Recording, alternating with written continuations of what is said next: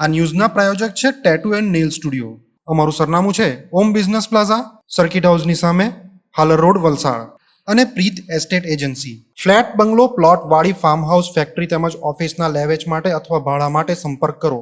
વાપીમાં bike પરથી રૂપિયા ભરેલી થેલીની ચોરી કરતો ચોર સીસીટીવી કેમેરામાં કેદ. વાપીના ઇમરાનનગરમાં બાઇક પર મૂકેલી રૂપિયા ભરેલી થેલી લઈ અને ગઠિયાઓ ફરાર થઈ ગયા હતા. પાન મસાલાની ડિલિવરી કરતા ડિલિવરી મેન સાથે થયેલી આ ઘટના સીસીટીવી કેમેરામાં કેદ થઈ ગઈ હતી, જે વિડીયો અત્યારે સોશિયલ મીડિયામાં વાયરલ થતા બનાવ ચર્ચાનું કેન્દ્ર બન્યો છે. બનાવની વિગત મુજબ વાપીના ઇમરાનનગર વિસ્તારમાં પાન મસાલાની ડિલિવરી કરતા એક ડિલિવરી મેન દુકાન પર ડિલિવરી કરવા આવ્યો હતો. એ વખતે જ પોતાની પાસે રહેલી 60,000 ભરેલી રૂપિયાની થેલી બાઇક પર મૂકી અને તેઓ દુકાનમાં સામાન આપવા ગયા હતા. એ વખતે જ મોકાનો લાભ લઈને ગઠિયાઓ બાઇક પર મૂકેલી રૂપિયા ભરેલી થેલી લઈને ઘટના સ્થળેથી ફરાર થઈ ગયા હતા.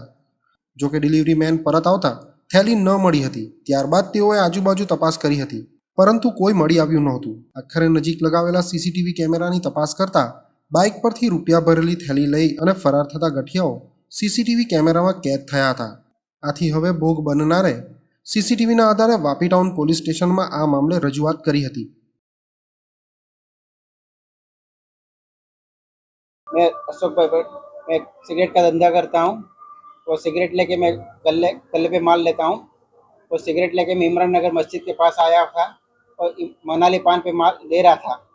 इतने माल मनाली ले रहे थे, इतने में दो स्कूटी वाला आए, एक्टिव वाले के वाइट, और दो मेरा ठेला काट कर वो लेके गए। वो सीसी कैमरे में दिख रहा है। मैंने अर्जी सोमवार को दे दिए, आज तक कोई कार्रवाई हुई नहीं है।